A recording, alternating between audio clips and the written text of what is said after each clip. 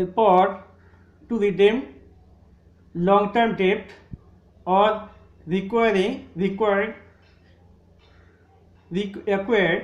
Capital stock or treasury stock যদি থাকে, সেটা যদি তোমাকে পরিশোধ করতে হয় তাহলে এখানে মাইনাস হবে, কারণ তোমার টাকাটা তোমার প্রতিষ্ঠান থেকে চলে যাচ্ছে বা বের হয়ে যাচ্ছে।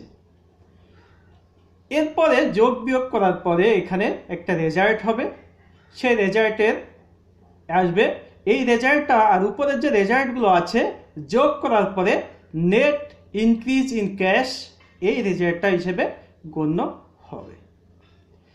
এরপরে আমরা যদি অ্যাড করি cash at beginning of period, যদি যোগ করি এর সঙ্গে, তাহলে আমরা পেয়ে যাব cash at end of period আমরা পেয়ে যাব। সেই রেজাল্টটা এখানে বসিয়ে দিতে হবে।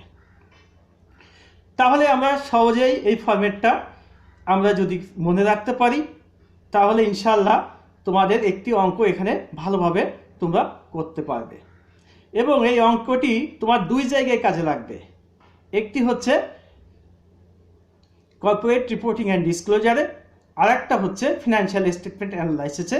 দুই জায়গায় তোমাকে ক্যাশ ফ্লো স্টেটমেন্ট তোমার আসবে, তুমি দুইটি অঙ্ক করতে পারবে। এখন তোমাদের জন্য আমি একটি প্রশ্ন দিয়েছি, প্রশ্নটা তোমাদের বই থেকেই আছে।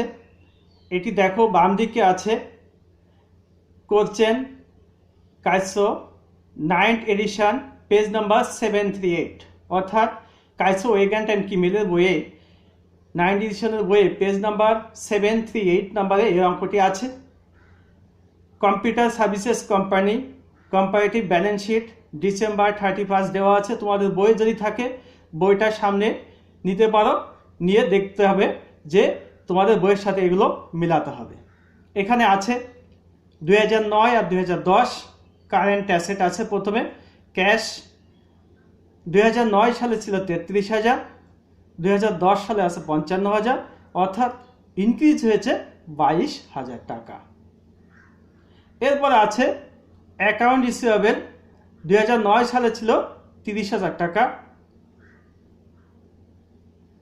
2010 সালে হয়েছে 20,000, মানে ডিক্রিজ হয়েছে 10,000 টাকা।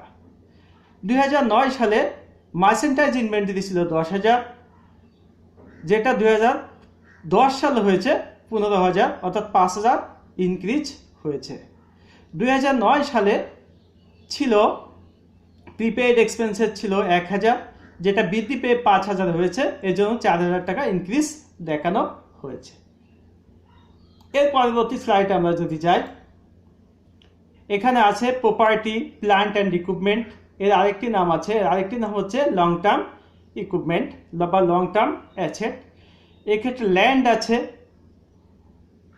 1,30,000 টাকা ছিল, এখন সেটা 20,000, আগে ছিল 20,000 টাকা, আগে ছিল 20,000 টাকা, এখন সেটা হয়েছে 1,30,000 টাকা, অর্থাৎ 1,10,000 ইনক্রিজ হয়েছে। বিল্ডিং এটা 40,000 ছিল, এখন 1,60,000 টাকা হয়েছে, অর্থাৎ 1,20,000 ইনক্রিজ হয়েছে। অ্যাকুমুলেটেড ডেপ্রিসিয়েশন বিল্ডিং, এখানে মাইনাস ফিগার আছে, আগে ছিল 5,000, এখন 10,000, অর্থাৎ 6,000 ইনক্রিজ হয়েছে। ইকুইপমেন্ট আগে ছিল 10,000, এখন হয়েছে 27,000, ইনক্রিজ হয়েছে 17,000।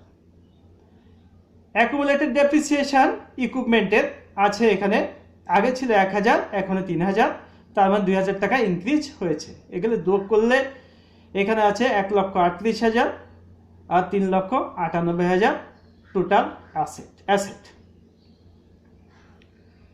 আমরা পরবর্তী স্লাইডে যদি যাই, দেখি কারেন্ট, এখানে liabilities and stock holder equity আছে। কারেন্ট লাইবিলিটিস আছে, কারেন্ট লাইবিলিটিসের ক্ষেত্রে আছে অ্যাকাউন্টস পেয়াবেল 28,000, যেটা আগে ছিল 12,000, এখন 28,000 হয়েছে, তার মানে বৃদ্ধি পেয়েছে 16,000 টাকা। ইনকাম ট্যাক্স পেয়াবেল আগে ছিল 8,000, এখন হয়েছে 6,000, 2,000 টাকা ডিক্রিজ হয়েছে। বন্ডস পেয়াবেল আগে ছিল 20,000 টাকা, এখন হয়েছে 1,30,000 টাকা, 1,10,000 টাকা ইনক্রিজ হয়েছে। কমন স্টক আগে ছিল 50,000, এখন হয়েছে 70,000, মানে 20,000 টাকা বৃদ্ধি পেয়েছে। রিটেন আর্নিংস আগে ছিল 48,000, এখন বৃদ্ধি পেয়েছে হয়েছে 1,64,000। এবার আমরা পরবর্তীতে যাই, পরবর্তী স্লাইডে একটা ইনকাম স্টেটমেন্ট আছে।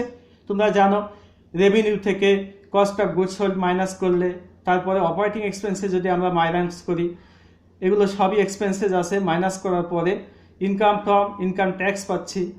এবার যদি ইনকাম ট্যাক্সটা মাইনাস করি তাহলে নেট ইনকাম পাচ্ছি। আমার এই নেট ইনকামটাই মূলত দরকার হয় এই ক্যাশ ফ্লো স্টেটমেন্ট করার সময়। তোমাকে দরকার হবে নেট ইনকামের যে রেজাল্টটা সেটি। পরবর্তী স্লাইডে আমরা যদি যাই, দেখি আদার অ্যাডিশনাল ইনফরমেশনস ফর 2010। অতিরিক্ত যে ইনফরমেশন দেওয়ার দরকার এখানে দেওয়া আছে। 1 নম্বরে আছে the company declared and paid a 29,000 cash dividend. 2 আছে issued 1,10,000 of long term bonds in direct exchange for land. 3 নম্বরে আছে a building costing 1,20,000 was purchase for cash. Equipment costing 25,000 was also purchase for cash. Number 4 আছে the company sold equipment with a book value of, টাকা বা dollar যাই বলি, 7,000, cost 8,000, less accumulated depreciation আছে 1,000 for 4,000 cash. Issued common stock for 20,000 cash. Number 6 আছে depreciation expense was comprised of 6,000 for building and 3,000 for equipment. এবার আমরা প্রশ্ন শেষ হয়ে গেল, এবার আমরা সলিউশনের দিকে যাচ্ছি। সলিউশনের দিকে আমি যে ফরম্যাটটা তোমাদের দিয়েছিলাম, দেখো সেই ফরম্যাট অনুযায়ী করা আছে। ক্যাশ ফ্লোজ ফ্রম অপারেটিং অ্যাক্টিভিটিজে আছে নেট ইনকাম আছে 1,45,000। এরপরে আছে adjustment to reconcile net income to net cash provided by operating activities. দেখো আমি বলেছিলাম তোমাদের ফরম্যাটে যে যদি কোনো ডেপ্রিসিয়েশন এক্সপেন্সেস থাকে তাহলে সেটা যোগ হয়। তারপর লস যদি থাকে, loss on sale of equipment যদি থাকে সেটা, বা ফিক্সড অ্যাসেট যদি তুমি বিক্রি করে লস হয় সেটা যোগ হবে, সেটা দেওয়া হয়েছে এখানে। এরপর আছে loss on sale of equipment, এটাও একটা ফিক্সড অ্যাসেট, এটাও বিক্রি করে লস হয়েছে, এই জন্য এখানে যোগ করা হয়েছে। এরপর ফরম্যাট অনুযায়ী দেখো দেওয়া আছে ডিক্রিজ ইন অ্যাকাউন্ট রিসিভেবল, অর্থাৎ কারেন্ট অ্যাসেট যদি ডিক্রিজ হয় তাহলে যোগ হয়, সেটা এখানে হয়েছে। এরপর আছে ইনক্রিজ ইন মার্চেন্টাইজ ইনভেন্টরি, এটাও একটা কারেন্ট অ্যাসেট, এটাও ইনক্রিজ হয়েছে এই জন্য মাইনাস করা হয়েছে, এখানে মাইনাস হয়েছে, ইনক্রিজ হলে কারেন্ট অ্যাসেট মাইনাস হয়। ইনক্রিজ ইন প্রিপেড এক্সপেন্সেস, এটাও একটা কারেন্ট অ্যাসেট, ইনক্রিজ হয়েছে এই জন্য এখানে মাইনাস করা হয়েছে। ইনক্রিজ ইন অ্যাকাউন্টস পেয়েবল, এটা একটা কারেন্ট লায়াবিলিটিস, এটা ইনক্রিজ হয়েছে এই জন্য যোগ করা হয়েছে। Decrease in income tax payable, অর্থাৎ ইনকাম ট্যাক্স পেয়েবল হচ্ছে কারেন্ট লায়াবিলিটি, এটা ডিক্রিজ পেয়েছে তাই এখানে আমরা মাইনাস করে দিয়েছি, জাস্ট ফরম্যাট অনুযায়ী বসানো হয়েছে। এটা যোগ বিয়োগ করার পরে যে রেজাল্টটা হচ্ছে 27,000 টাকা। এই 27,000 প্লাস আগের স্লাইডটায় যদি যাই, এই যে আমাদের নেট ইনকাম ছিল 1,45,000 টাকা, এটি যদি যোগ করি আমরা, যোগ করলে 1,72,000 টাকা পাচ্ছি। এটা পজিটিভ রেজাল্ট আছে, তাই এর নাম দেওয়া হয়েছে net cash provided by operating activities. অর্থাৎ এখানে যদি পজিটিভ ফিগার হয় তাহলে এখানে প্রোভাইডেড কথাটি লিখতে হবে, আর যদি নেগেটিভ হয় তাহলে এখানে নেগেটিভ কথাটি লিখতে হবে। আমরা পরবর্তী স্লাইড দেখি।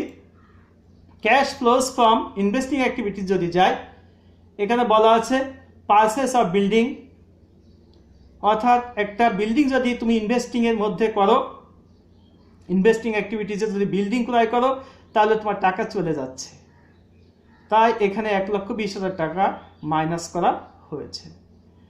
তারপর পারচেজ অফ ইকুইপমেন্ট, এই ইকুইপমেন্ট যদি তুমি ক্রয় করো তাহলে টাকা চলে যাচ্ছে, এখানে এখানে মাইনাস করা হয়েছে।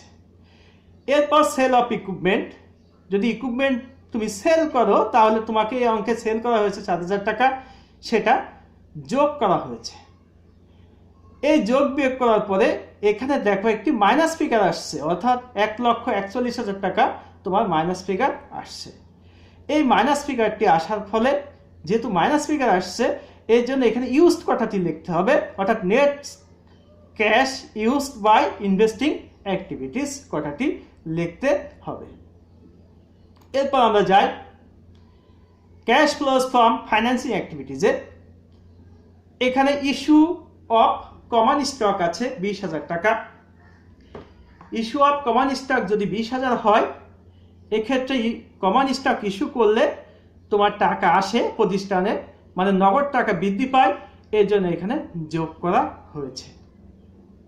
এরপর payment of cash ডিভিডেন্ডস, payment of cash dividend অর্থাৎ নগদ টাকা চলে যাচ্ছে, এর জন্য এখানে মাইনাস করা হয়েছে 29,000 টাকা মাইনাস করা হয়েছে। এখন এটা যোগ বিয়োগ করার পরে ফাইন্যান্সিং একটা যোগ বিয়োগ করার পরে 9,000 টাকা মাইনাস ফিগার হচ্ছে। আমি বলেছি, একটু আগে বলেছি যে যদি মাইনাস ফিগার হয় এখানে, তাহলে তোমাকে ইউজড কথাটি লিখতে হবে, আর এটা যদি পজিটিভ ফিগার হয় তাহলে এখানে প্রোভাইডেড কথাটি লিখতে হবে। এটা এবার যোগ বিয়োগ করার পরে 22,000 টাকা যে আসছে, এই 22,000 টাকার নাম হচ্ছে নেট ইনক্রিজ ইন ক্যাশ, অর্থাৎ এখানে যদি পজিটিভ ফিগার হয় তাহলে এখানে ইনক্রিজ লিখতে হবে, আর এখানে যদি নেগেটিভ ফিগার হয় তাহলে এখানে ডিক্রিজ কথাটি লিখতে হবে। এর সঙ্গে cash at beginning of period, অর্থাৎ তোমার বিগিনিং পিরিয়ডে দেখবা তোমার 33,000 টাকা বিগিনিং পিরিয়ডে আছে 33,000, অর্থাৎ 52,000-এর সঙ্গে যদি আমরা 33,000 টাকা যোগ করি তাহলে আমরা 55,000 টাকা পাচ্ছি। অর্থাৎ এটি হচ্ছে cash at end of period. দেখবা এই অঙ্কের সাথে 55,000 টাকা মিলে যাবে।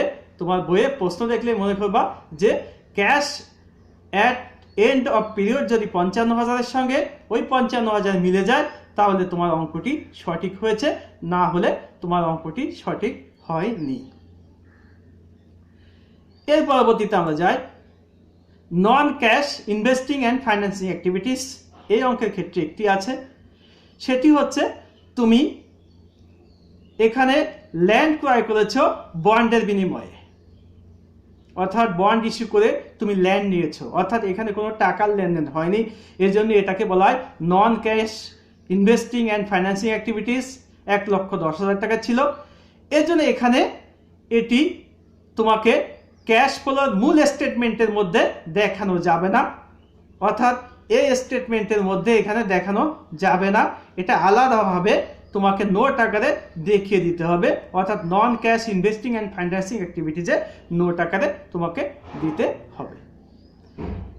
এরপরে তোমাদের যদি এই অঙ্কটি শেষ হয়ে যাওয়ার সঙ্গে সঙ্গে হ্যাভ এনি কোয়েশ্চেন যদি থাকে, তোমরা অবশ্যই আমাকে কমেন্টস বক্সে লিখবে বা আমার সাথে ফোনে যোগাযোগ করবে, তোমাদের আমি সলভ করে দেওয়ার চেষ্টা করব।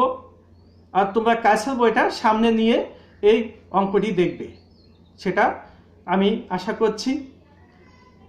আমি আরও আশা করছি যে এটা যদি ভালো করে দেখো বা ফরম্যাটটি মনে থাকে তাহলে তোমাকে 2টি অঙ্ক করতে পারবে। 2টি অঙ্ক করতে পারলেই তোমার অনেক, তুমি 2টা কোর্সেই তোমাকে অনেক কিছুই সমাধান হয়ে যাবে। এখন আমি রাখতে চাচ্ছি। থ্যাঙ্কস টু অল, সবাইকে থ্যাঙ্কস। ওকে।